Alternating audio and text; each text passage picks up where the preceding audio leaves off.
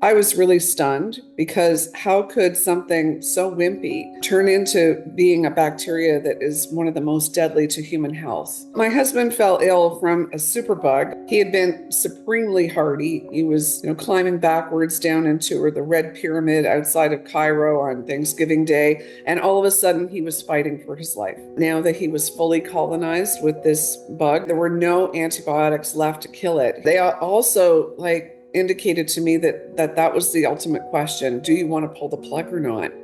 And so I asked him. He was in a coma. I didn't know if he could hear me.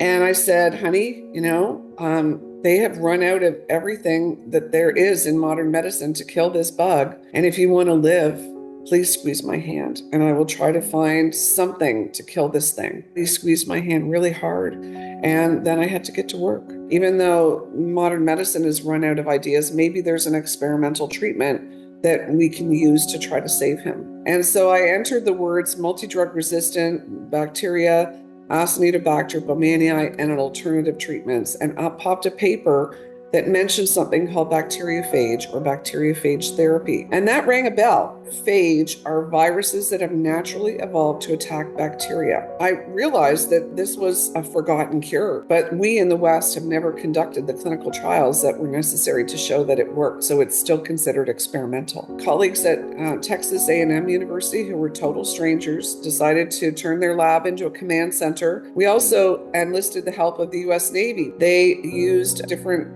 samples from duck ponds and barnyards and swamps, because wherever you find a lot of bacteria, you find the perfect predator, the phages that will kill them. They found 4 phages that were a match.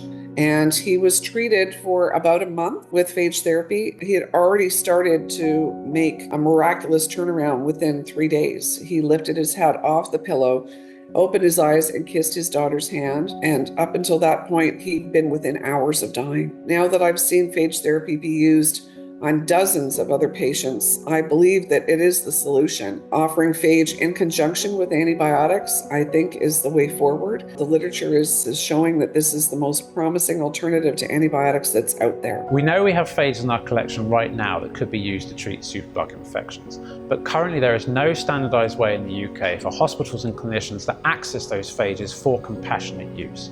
What we'd like to see is a centralized system that would allow a clinician, if he has a patient in front of him with an untreatable disease, to be able to access safe, effective phage therapeutics. So let's unlock the power of phage therapy for compassionate use.